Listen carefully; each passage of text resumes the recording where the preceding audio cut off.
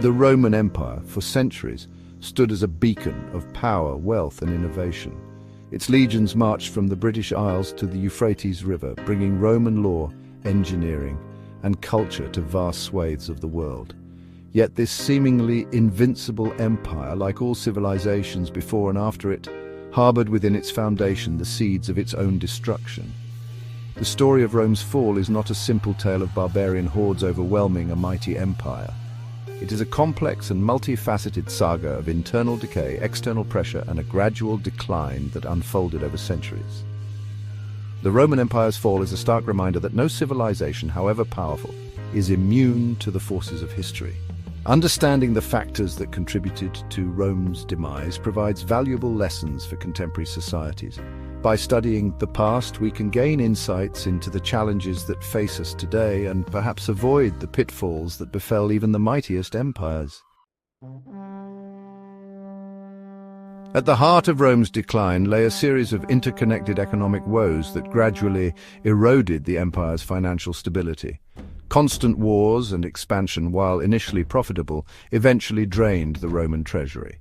The spoils of war, once a significant source of revenue, dwindled as the empire reached its geographical limits. To finance its vast military and administrative apparatus, Rome resorted to heavy taxation, which placed a significant burden on its citizens, particularly the lower classes. Furthermore, the Roman economy suffered from inflation, a consequence of the devaluation of its currency. To fund its military campaigns and appease the populace with bread and circuses, Roman emperors, starting with Nero, gradually reduced the silver content in Roman coins. This debasement of currency led to a decrease in its purchasing power, resulting in rising prices and economic instability. The once thriving trade networks that crisscrossed the empire began to falter as trust in Roman currency declined. The Roman army, once the pride of the empire and the instrument of its expansion, faced a gradual but inexorable decline in the centuries leading up to its fall. Constant warfare had taken its toll on the legions, and the traditional pool of Roman citizens willing to serve in the army began to shrink. To maintain its military strength, Rome increasingly relied on foreign mercenaries, often recruited from the very barbarian tribes that threatened its borders. This reliance on foreign soldiers, while providing a temporary solution to manpower shortages, had dangerous long-term consequences. Mercenaries, driven by financial gain rather than loyalty to Rome, were often less reliable and disciplined than their Roman counterparts.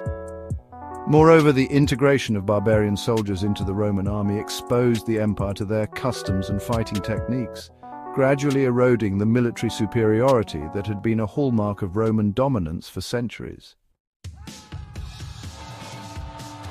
Section 4. Social unrest, the fabric unravels. As Rome's economic and military fortunes waned, so too did the social fabric that had held the empire together. The gap between the rich and poor widened, with a small elite accumulating vast wealth while the majority of the population struggled to make ends meet. This economic disparity fueled social unrest, leading to riots, uprisings, and a general decline in civic pride and engagement. The traditional values of Roman society, such as duty, discipline, and public service, gradually eroded as citizens became disillusioned with a government that seemed increasingly corrupt and unresponsive to their needs. The once renowned Roman infrastructure, including aqueducts, roads, and public buildings, fell into disrepair as funds were diverted to other priorities, further contributing to a sense of decline and decay. Section 5. Internal strife and betrayals. The empire implodes. While external pressures undoubtedly played a role in Rome's downfall, it was the empire's internal divisions and betrayals that ultimately proved fatal.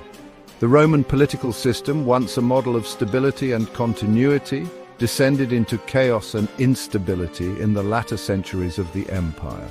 Power struggles, assassinations, and civil wars became commonplace as emperors and generals vied for control of the crumbling empire. One particularly striking example of Roman betrayal occurred in 410 AD when Alaric, the Visigothic king, sacked the city of Rome. Alaric had served in the Roman army and had even been granted Roman citizenship.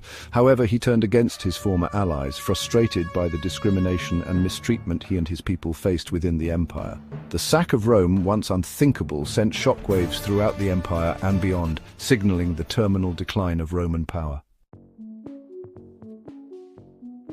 Section 6. The Fall, a slow decline, not a single event. The fall of the Roman Empire was not a single catastrophic event, but rather a long and drawn-out process of decline that unfolded over centuries. While historians often mark 476 AD, the year the last Roman emperor in the West was deposed, as the symbolic end of the Roman Empire, the empire had effectively ceased to function as a unified entity long before this date. The Eastern Roman Empire, centered in Constantinople, continued to thrive for centuries after the fall of the West, preserving much of Roman culture and learning. However, the western half of the empire fragmented into a patchwork of independent kingdoms, ruled by various Germanic tribes. The fall of Rome marked the beginning of the Middle Ages, a period of significant political, social, and cultural transformation in Europe. Section 7. Legacy, the enduring shadow of Rome. The Roman Empire may be long gone, but its legacy continues to shape the world we live in today. Roman law, engineering, language, and culture have left an enduring mark on Western civilization and beyond.